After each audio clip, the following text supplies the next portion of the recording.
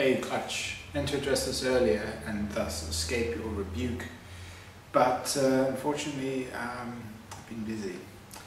Anyhow, here it is. So the answer to your challenge, what have I changed my mind over and what do I think I have been wrong about? First and foremost, I just need to clarify. The things that I'm stating are the things that I have changed my mind over, and which I think I have good reason to change my mind over. However, it doesn't necessarily mean that those views are themselves set in stone. I very well could be wrong about being wrong. Unfortunately, that's the nature of skepticism, that you're never quite sure you're right. But anyway, yeah, give it a bash. First off, there have been many things I've changed my mind over in the past. I'll just address three main categories.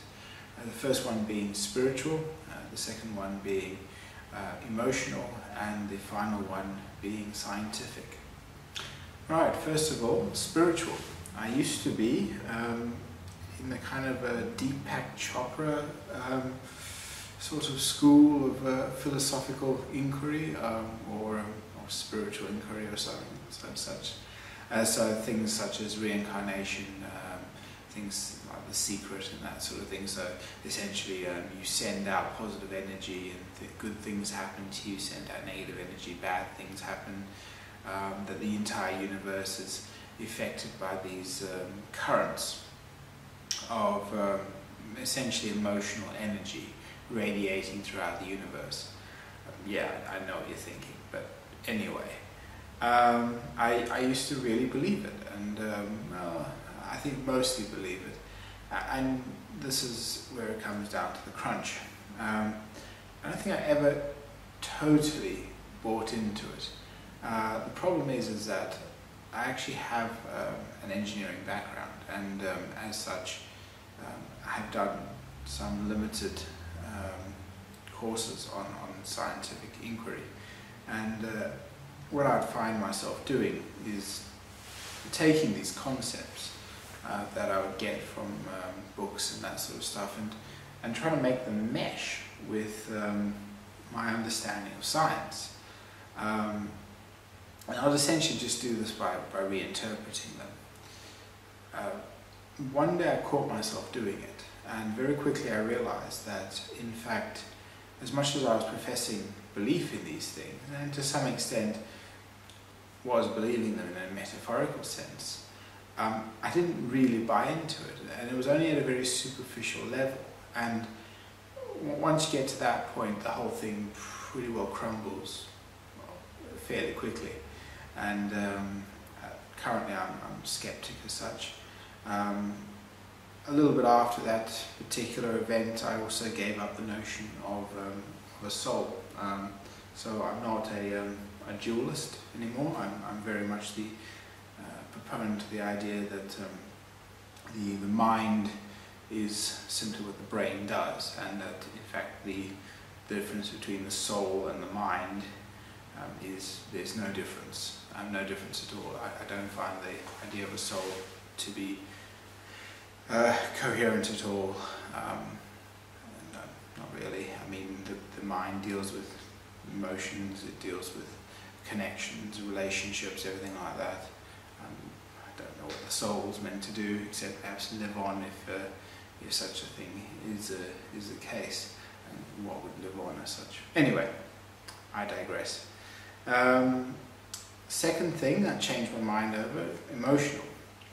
I used to, probably a little bit after the transition, or maybe a little bit before, I always used to think of people that had these religious experiences, essentially things like your Pentecostals and you know, the really, really way out there, sort of religious people, the ones that would fall all over themselves, were just, you know, probably three categories, you know, lunatics, con men, or fools.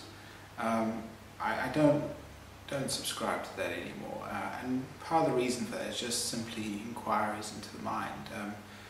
the reality of it is that truth is difficult to get at.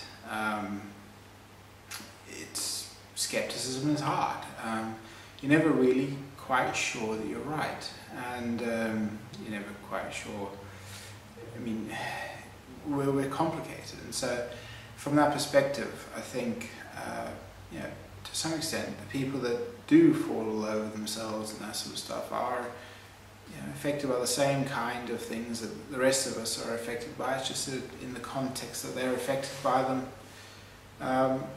that's how it manifests. And in the rest of us, I mean, some people manifest it in political views, and other people, it's maybe on how they feel their work colleagues treat them and that sort of stuff. A lot of it's based on biases and presuppositions and that sort of thing.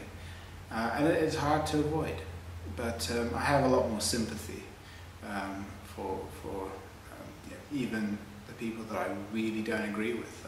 I realise that it's just difficult. Anyway, and the final one is scientific. I used to be a proponent of a fairly fringe idea, to be honest, of the hidden variables model of quantum physics. Essentially, the idea behind it was to maintain localized causality in reference to quantum mechanics. So in other words, that quantum mechanics is just normal physics. It's just that, maybe the physics is a little bit different when you get very small, and that the variables are just not detectable. So it's more of a, what's the word, it's more of a limitation on our measuring instruments than it is a real fundamental paradigm shift. So the causality runs as normal with classical physics. It's just that the rules are a little bit different when you get to the really small, but it's still localized and deterministic.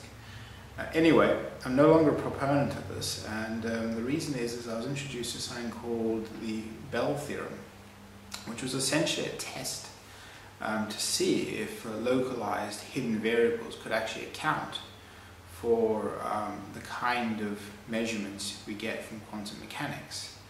And so essentially it was to do with two quantumly entangled particles, and you predicted one using the idea that there are simply hidden variables and localized deterministic hidden variables, and then you test the other. Well, you run the test anyway, and you do your model based on one, and then based on the fact that it's just simply random, and that this effect of quantum entanglement over long distances is true.